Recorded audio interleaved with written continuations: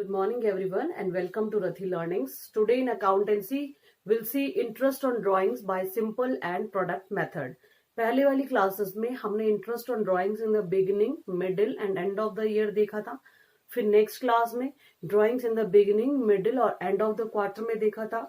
And in today's class we will see अगर drawing वो unequal amount की date unequal amount कर रहा है और डेट भी सर्टेन नहीं है, date is uncertain and amount is also unequal. क्योंकि पहले में तो सिंपल था 1000 per month, we multiplied it by 12. साल की ड्राइंग्स हमने बिगिनिंग है तो 6.5, एंड है तो 5.5 और मिडिल है तो 6/12 से कर लिया था.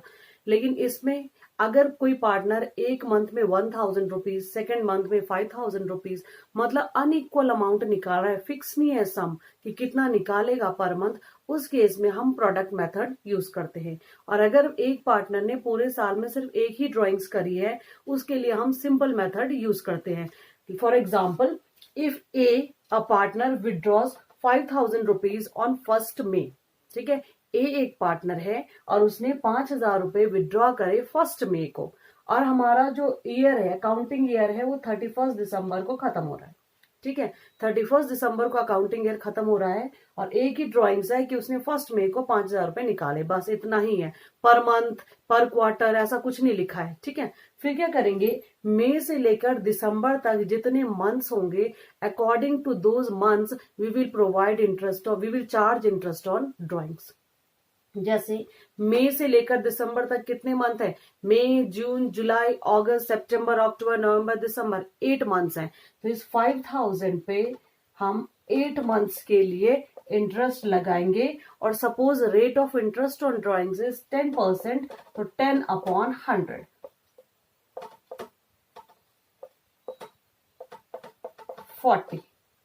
40 रुपीज. सिंपल है, simple method, as a name itself says it is very simple. आपको सिर्फ उसमें क्या करना है कि पार्टनर ने जितनी अमाउंट विड्रॉ करी है उसको इंटू 12, इंटू 6, इंटू 4 कुछ नहीं करना, बस सिर्फ उसी अमाउंट को रेट ऑफ इंटरेस्ट से मल्टीप्लाई करना है. आप उसे रेट ऑफ इंटरेस्ट से मल्टीप्लाई करोगे और जिस दिन उसने ड्रॉइंग करी है उस दिन से लेकर जब तक अकाउंटिंग पीरियड कंप्लीट हो रहा है तब तक आपको मंथ्स कैलकुलेट करने हैं. जितने भी मंथ्स आ रहे होंगे उतने मंथ्स के लिए आपको इंटरेस्ट ऑन ड्राइंग्स उस पे निकालना है. ठीक है, सिंपल मेथड में सिर्फ यही करना है. Then the second method is product method. ठीक है, प्रोडक्ट मेथड में क्या करते हैं कि अगर एक पार्टनर ने बहुत सारी ड्राइंग्स करी, मतलब हर महीने ड्राइंग करी, लेकिन टाइम फिक्स नहीं था हर मंथ ड्राइंग करने का, कभी मिडिल में करी, कभी बिगिनिंग में करी, कभी एंड में करी. ठीक है, ऐसा कोई फिक्स नहीं था कि कब निकाल रहा है वो, और जो अमाउंट है वो भी फिक्स नहीं थी. एक महीने में 5000, दूसरे में 10,000, तीसरे में 2000, unequal amount and uncertain time. उस केस में हम यूज करते हैं प्रोडक्ट मेथड. प्रोडक्ट मेथड कैसे करते हैं, देखो, फर्स्ट कॉलम हम बनाते हैं डेट का. डेट मतलब डेट ऑफ ड्राइंग्स, जिस दिन उसने ड्राइंग्स करी होती है उस डेट को हम फर्स्ट कॉलम में लिखेंगे. Then second column we will write the amount. Amount means amount of drawings, जितना उसने विड्रॉ करा है फर्म से उसको हम लिखेंगे सेकंड कॉलम में. In the third column we will write months up to 31 December और मंथ्स अप टू 31 मार्च. जब भी आपका अकाउंटिंग ईयर क्लोज हो रहा होगा, अगर 1 जनवरी टू 31 दिसंबर है तो अकाउंटिंग ईयर क्लोज हो रहा है 31 दिसंबर को. अगर 1 अप्रैल टू 31 मार्च है तो अकाउंटिंग ईयर कंप्लीट हो रहा है 31 मार्च को. ठीक है, तो आपको क्वेश्चन के अकॉर्डिंग जो भी क्वेश्चन में ले रखा है मंथ, जनवरी टू दिसंबर या अप्रैल टू मार्च, उसके अकॉर्डिंग मंथ्स कैलकुलेट करने हैं. जैसे मैंने इस इलस्ट्रेशन में 31 दिसंबर लिया है क्लोजिंग ऑफ द ईयर. जैसे मैंने इस क्वेश्चन में 31 दिसंबर लिया है closing of the year. Date of drawings first है, 1 फेब को. ठीक है, एक पार्टनर है ए और ये जो ड्राइंग्स है सिर्फ एक ही पार्टनर की होगी. ऐसा नहीं है कि फर्स्ट वाला पार्ट ए पार्टनर का, फिर बी पार्टनर का, फिर सी पार्टनर का, फिर डी. ऐसा नहीं है, ये एक ही पार्टनर की ड्राइंग्स है.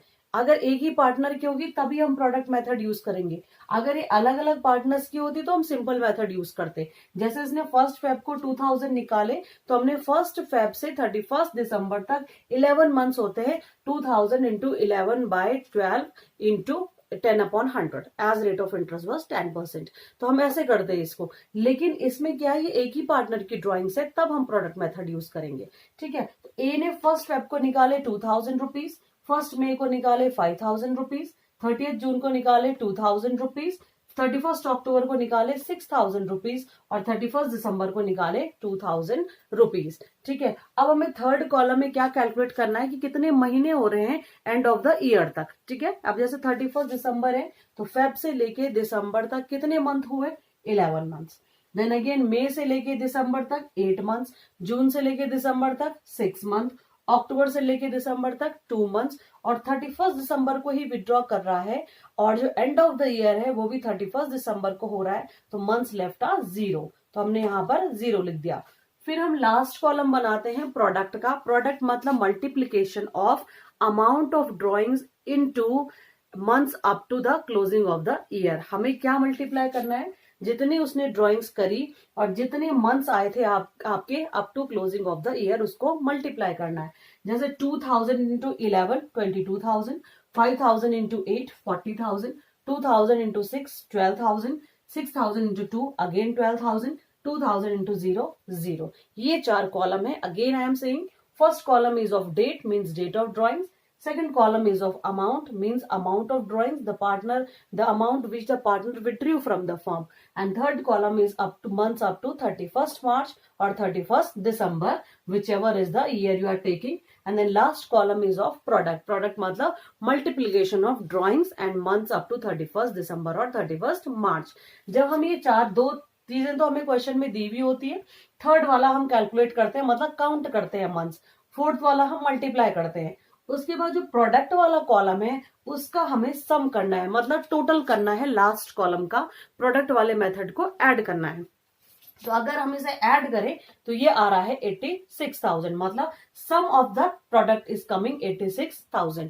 तो अगर रेट ऑफ इंटरेस्ट सपोज करो 15% है, ठीक है, तो हम क्या करेंगे 86,000 into 15% means 15/100 into 15/100 into 1/12, 1 month मतलब पर मंथ के हिसाब से फिर हम ड्राइंग्स निकालते हैं।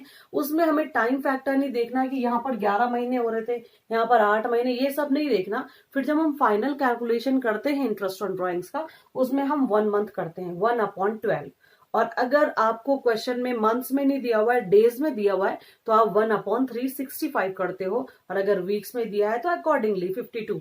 ठीक है, जैसे जो भी क्वेश्चन की लैंग्वेज होगी उसके अकॉर्डिंग आपको डिनोमिनेटर रखना है। ज्यादातर क्वेश्चंस में ईयर दिया हुआ होता है, तो हम क्या करते आई मीन मंथ्स दिए हुए होते हैं, तो उन मंथ्स के लिए हम क्या करते हैं 1/12।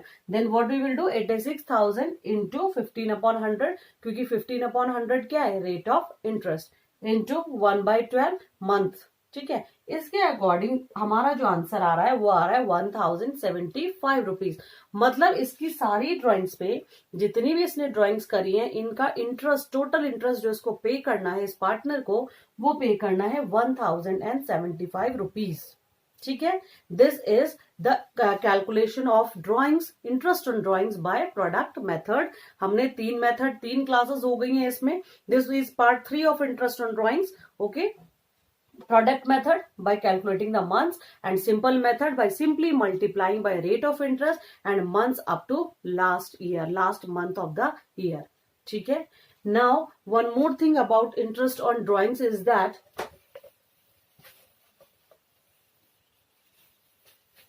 in maximum questions we are provided with per annum word after rate of interest. हम क्या देखते हैं जब हम पार्टनरशिप की बुक अगर खोले, चाहे वो आईसीएसई हो या सीबीएसई हो, इंटरेस्ट ऑन ड्राइंग्स के आगे ज्यादातर maximum times per annum is written.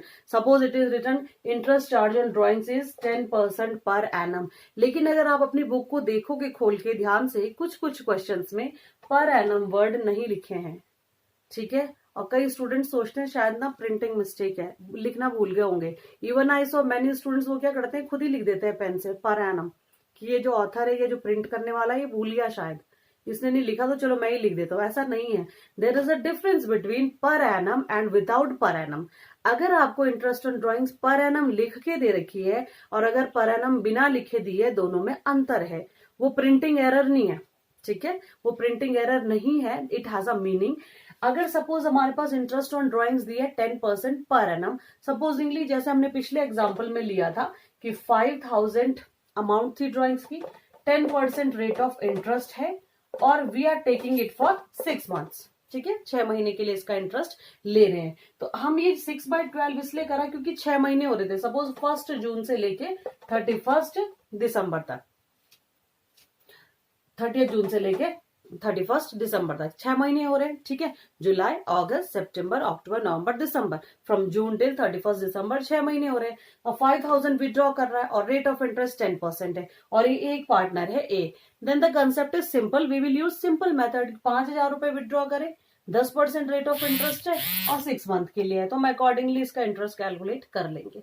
लेकिन अगर यही 10% without the word per annum होता, यहाँ पर अगर लिखा होता interest charge on drawings is 10%, then what we will do if the word per annum is not written after interest on drawings means the rate के बाद अगर per annum word नहीं लिखा हुआ है तो आपको टाइम फैक्टर इग्नोर करना है। Time factor is ignored if the word per annum is not mentioned after the rate of interest of drawings। ठीक है, टाइम फैक्टर इग्नोर मतलब जैसे हम गिनते हैं ना, जून से लेके दिसंबर तक 6 महीने हुए थे, नवंबर में और दिसंबर में 2 महीने हुए, ये सब नहीं गिनना। आपको सिंपल परसेंटेज निकालना है 5000 का 10%, या जो भी आपके क्वेश्चन में अमाउंट दे रखी है उस अमाउंट को मल्टीप्लाई कर दो रेट ऑफ इंटरेस्ट से, बस उससे आपको इंटरेस्ट ऑन ड्रॉइंग्स निकालनी है। अगर पर एनम वर्ड नहीं है तो टाइम फैक्टर को हम कंसिडर नहीं करते, और अगर टाइम फैक्टर है तो जितने मंथ्स हो रहे हैं क्लोजिंग तक उसके अकॉर्डिंग हम मल्टीप्लाई करते हैं। These are the methods of calculating interest on drawings. Now, after interest on drawings, let us see about interest on capital. ठीक है, इंटरेस्ट ऑन कैपिटल कैसे कैलकुलेट करते हैं, और अगर हमारे पास प्रॉफिट कम है और जो हमें इंटरेस्ट पे करना है कैपिटल पे वो ज्यादा है, तब क्या करते हैं। वैसे अगर partnership deed is silent about all this things, interest on capital is not paid to the partner. अगर उनके बीच में कोई पार्टनरशिप एग्रीमेंट नहीं है, उन्होंने कोई एग्रीमेंट नहीं बनाया है, वो सिर्फ पार्टनरशिप एक्ट को ही फॉलो कर रहे हैं, तो पार्टनरशिप एक्ट के अकॉर्डिंग ये partner is not paid interest on capital. Partner को इंटरेस्ट ऑन कैपिटल नहीं देना होता, सैलरी नहीं देनी होती, कमीशन नहीं देना होता। सिर्फ पार्टनरशिप डीड 2 चीजों को अलाउ करती है, एक तो प्रॉफिट को बराबर बांटना है, दूसरा इंटरेस्ट ऑन लोन। अगर किसी पार्टनर ने लोन दिया है, फर्म को लोन दिया, पार्टनरशिप फर्म को, सपोज ए, बी और सी 3 पार्टनर्स हैं और इन तीनों में से बी ने सपोज लोन दिया है फर्म को और रेट ऑफ इंटरेस्ट डिसाइडेड नहीं है, the rate of interest is not decided by other partners. ठीक है, तो हम क्या करते हैं, by default as per partnership act 1932 6% per annum consider करते हैं। अगर रेट ऑफ इंटरेस्ट उन्होंने डिसाइड करा है लोन के लिए, then it is well and good, we will take that rate of interest only. लेकिन अगर रेट ऑफ इंटरेस्ट डिसाइडेड नहीं है तो हम क्या करते हैं, 6% पर एनम के हिसाब से मतलब पेमेंट करती है फर्म उस पर्टिकुलर पार्टनर को। ठीक है, लेकिन salary, commission, interest on capital is not paid. Interest on drawings भी चार्ज नहीं करती and interest on current account is also not charge if there is absence of any agreement. ठीक है, अब अगर सपोज ए और बी 2 पार्टनर्स हैं, ठीक है, A and B are 2 partners, और जो ए है इसकी कैपिटल है 1 लाख रुपीज और जो बी है इसकी कैपिटल है 2 lakh rupees. The capital of A is 1 lakh and the capital of B is 2 lakh rupees and the rate of interest, मतलब जो हमें इंटरेस्ट ऑन कैपिटल पे करना है वो है 10% पर एनम, 10% पर एनम। ठीक है, जो हम इंटरेस्ट ऑन कैपिटल पे कर रहे हैं वो पे कर रहे हैं 10% पर एनम के हिसाब से। तो वैसे हमें 1 लाख का 10% कितना पे करना चाहिए, ए को इंटरेस्ट ऑन कैपिटल 10,000 और बी को 2 लाख का 10% पे करना चाहिए 20,000। ठीक है, तो हमें 10,000 ए की कैपिटल पे इंटरेस्ट पे करना है और 20,000 बी की कैपिटल पे इंटरेस्ट पे करना है। मतलब out of profit we have to pay 30,000 as interest on capital. Profit में से हमें 30,000 रुपए इंटरेस्ट ऑन कैपिटल देने हैं। Clear? As I told you in the earlier classes कि हम जो profit and loss appropriation account बनाते हैं उसके बाय साइड में लिखते हैं by profit and loss account, credit side में by profit and loss account. और ये कौन सा प्रॉफिट होता है, जो हम प्रॉफिट एंड लॉस अकाउंट से निकाल के लाते हैं, नेट प्रॉफिट। ठीक है, तो बाय P&L अकाउंट। और सपोज ये जो प्रॉफिट हमारे पास है ये हमारे पास है सिर्फ 20,000 और इंटरेस्ट ऑन कैपिटल के लिए बोला हुआ है कि 10% पे करना है, और लेकिन हमारे पास जो प्रॉफिट है वो सिर्फ 20,000 है, और इन दोनों पार्टनर्स को जो हमें इंटरेस्ट पे करना है, एक को 10 और एक को 20, इसका टोटल आ रहा है 30,000। 30,000 रुपए देने हैं, लेकिन हमारे पास 20,000 रुपए ही है। फिर क्या करेंगे, अगर ऐसी सिचुएशन आती है या आपको ऐसा कोई क्वेश्चन मिलता है, उसमें हम क्या करते हैं, अगर हमारे पास प्रॉफिट कम है और पेमेंट ज्यादा करनी है, तो हम क्या करते हैं, जितनी पेमेंट मैंने ए को करनी थी मीन्स 10,000 रुपीज, और जितनी पेमेंट मैंने बी को करनी थी मीन्स 20,000 रुपीज, इसका रेशियो निकाल लेंगे। जो उनको पे करना है उसका रेशियो निकाल लेंगे। तो इसका रेशियो आएगा 1:2, 1/3 और 2/3। तो इस प्रॉफिट को हम उस रेशियो में उनको बांट देंगे, 20,000 का 1/3 और 20,000 का 2/3। क्लियर है? तो अगर हम यहां लिखेंगे to interest on capital is capital, B is capital, लिखना उसको इंटरेस्ट ऑन कैपिटल ही है, लिखना उसको इंटरेस्ट ऑन कैपिटल ही है, but the amount paid will be less, क्योंकि हमारे पास प्रॉफिट लेस था। ठीक है, तो हमने उनको जो प्रॉफिट था वही बांटना है, और जितने किस रेशियो में बांटेंगे, जो उनको पेमेंट होनी है उस रेशियो में। अगर सपोज ये होता कि बी तो एक एक्टिव पार्टनर है और वो कैपिटल लेकर आया, और ए एक नॉन मतलब वो कैपिटल लेकर नहीं आया, उसको सैलरी पे करनी है हमें, ठीक है, वो एक एम्प्लॉय की तरह काम कर रहा है, तो अगर मेरे को इसको 10,000 सैलरी देनी होती, मतलब जो भी पेमेंट ए को होना है, इंटरेस्ट प्लस सैलरी, जितने भी पेमेंट्स होने उन सबको एक तरफ ऐड कर लेना, बी को जितने पेमेंट्स होने उन सबको एक तरफ ऐड कर लेना, फिर दोनों का रेशियो निकालना, और जो भी हमारे पास प्रॉफिट बचा हुआ है मींस जो भी अवेलेबल प्रॉफिट है, उसको हम उसी रेशियो में उनको बांट देंगे, अगर पेमेंट ज्यादा है और प्रॉफिट कम है। और अगर प्रॉफिट है इतना कि हम इसको 10 और इसको 20 दे पाए, तब तो पूरा नॉर्मली जैसे देते हैं, to interest on A's capital 10,000, to interest on B's capital 20,000, ऐसे ही पे करेंगे। लेकिन if the available profit is less, then we have to distribute among the partners in their ratio of their interest on capital और salary, जो भी उनको payment होनी है उसके रेशियो में हम उनको पे कर देंगे। क्लियर? नाउ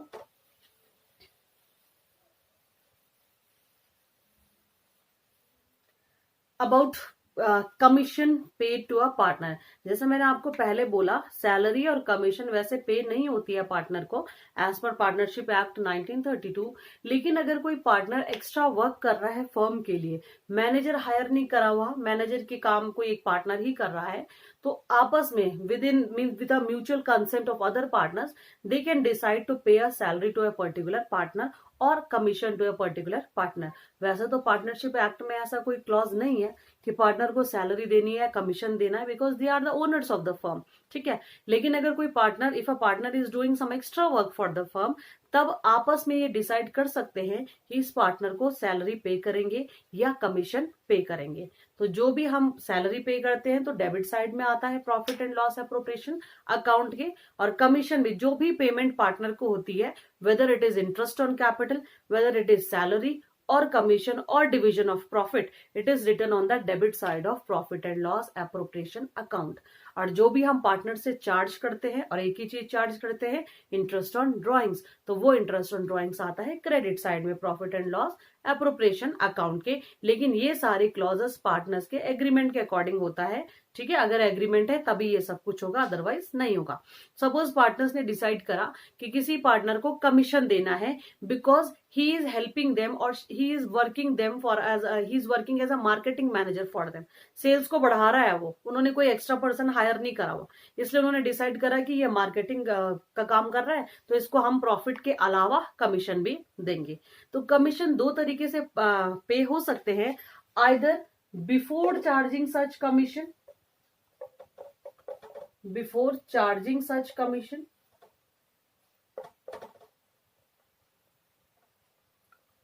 और आफ्टर चार्जिंग सच कमीशन। ठीक है, दो लैंग्वेज आपको क्वेश्चंस में मिलेंगी, या तो लिखा होगा a partner is paid commission on the net profit before charging such commission, या लिखा होगा a partner is paid commission on the net profit after charging such commission. अगर before charging such commission word लिखा हुआ है तो आपको क्या करना है, सपोज आपका नेट प्रॉफिट है 10,000, ठीक है, और जो आपका रेट ऑफ कमीशन है, जितने परसेंट आपको उसको कमीशन देना है, सपोज इट इज 5%, तो 10,000 इंटू 5/100। ऐसे ही करेंगे simple. Before charging such commission के केस में हमें क्या करना है, अमाउंट नहीं, नेट प्रॉफिट, क्योंकि कमीशन जो पे करते हैं वो नेट प्रॉफिट या डिविजिबल प्रॉफिट, जैसे भी क्वेश्चन में लिखा होगा आपको वही लेना है।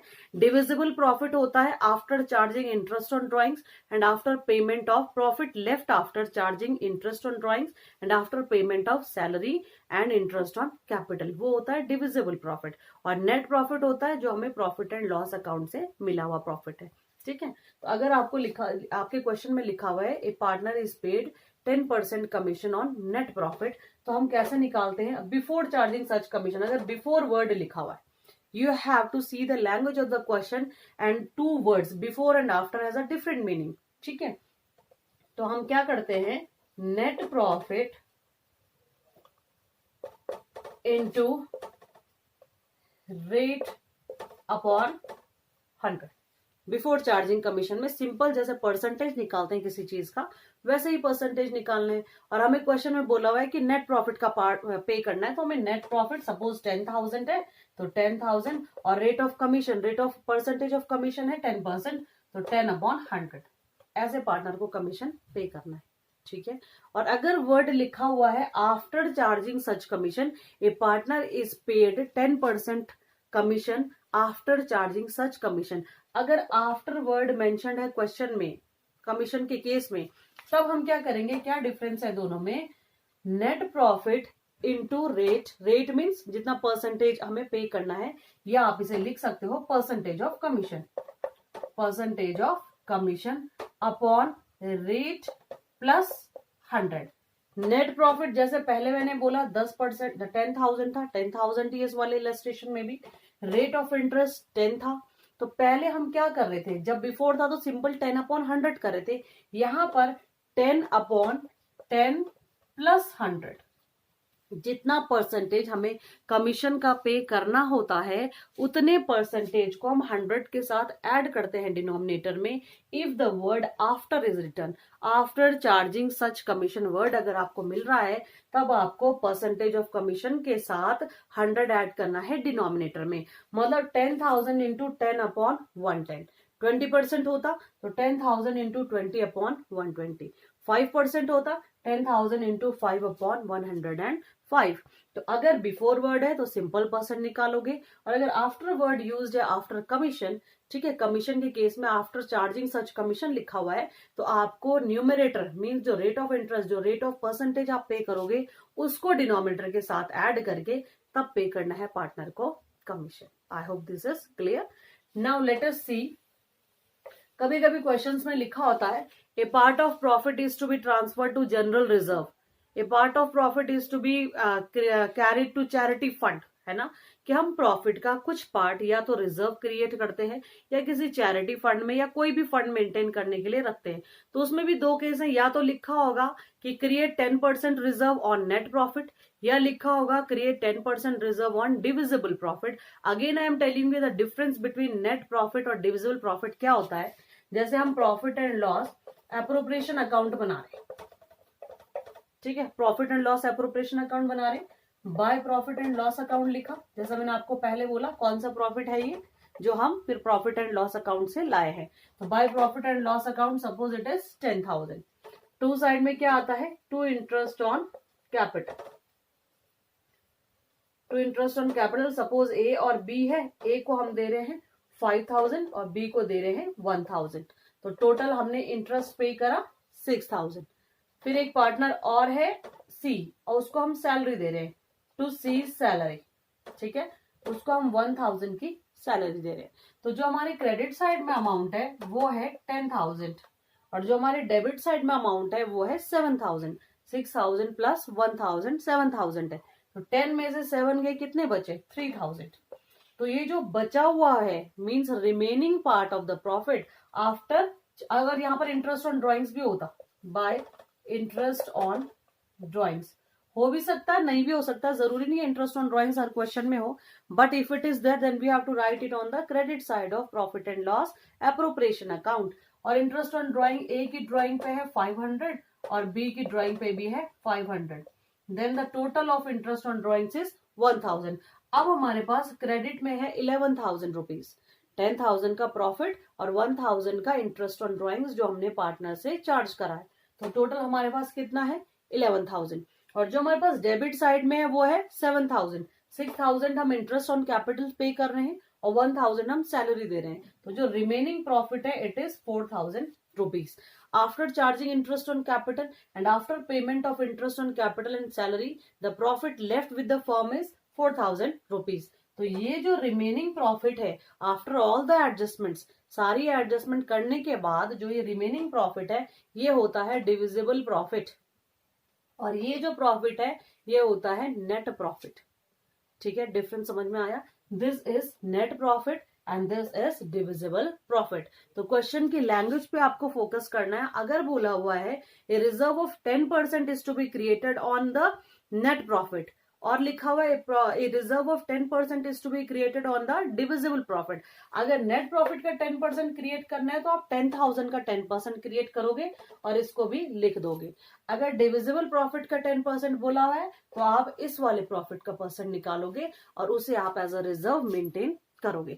रिजर्व फर्म किसी भी केस के लिए कर सकती है कि कोई कंटीजेंट लाइबिलिटी आ गई या कोई अनएक्सपेक्टेड लाइबिलिटी आ गई फर्म में, या फर्म को फर्दर ग्रो करने के लिए कोई रिजर्व मेंटेन करना चाहता है तो they partnership firm decides to maintain reserve. मतलब कुछ प्रॉफिट का पार्ट वो अपने के पास सेव करना चाहते हैं ताकि फ्यूचर में अगर कुछ एक्सपेंशन करना हो या कोई लाइबिलिटी आ जाए, अनफॉर्सीन लाइबिलिटी आ जाए, उसका पेमेंट इजी हो जाए. इसलिए फर्म रिजर्व क्रिएट करती है आउट ऑफ प्रॉफिट. तो किसी भी प्रॉफिट पे कर सकती है, नेट प्रॉफिट पे भी कर सकती है और डिविजिबल प्रॉफिट पे भी कर सकती है. Then you have to see, you have to pay attention to the language of the question कि क्या बोला हुआ है. डिविजिबल प्रॉफिट बोला हुआ है तो इस प्रॉफिट पे, और नेट प्रॉफिट बोला हुआ है तो इस प्रॉफिट पे. ठीक है. Then this is for today's class. In the next class, I will tell some questions about introduction of partnership firm. वैसे तो काफी सिलेबस रिड्यूस्ड हो गया है आपका इकोनॉमिक्स में भी, कॉमर्स बिजनेस स्टडीज में भी और अकाउंटेंसी में भी, लेकिन मैं सारा ही पढ़ा रही हूँ क्योंकि जो सिलेबस रिड्यूस हुआ है वो सिर्फ इस साल के लिए हुआ है. The syllabus which has been reduced by ICSE or CBSE is for only this year. Next year onwards, everything, if the situation comes in control, then everything will be same as before. तब तो सारे chapters आएंगे, सारे जितने भी clauses हैं सब आएंगी. लेकिन इस साल काफी कुछ डिलीटेड है. I know, I think you might be knowing about that. आपको अपने स्कूल से पता चली गया होगा कि जो भी सिलेबस रिड्यूस्ड है, but I will be taking everything. फिर उसके अकॉर्डिंग जो आपके इस बार सिलेबस में आप उसे पढ़ लेना. ठीक है. But I will clear all the things. Means जैसे change in profit sharing ratio हटा दिया है. ठीक है. Capital calculation on the basis of incoming and outgoing partner वो हटा दिया है. लेकिन मैं सब कुछ पढ़ाऊंगी क्योंकि जो हटाया, जो डिलीटेड पार्ट है वो सिर्फ इस सेशन के लिए है. Okay. Now in the next class will continue with some questions. Thank you.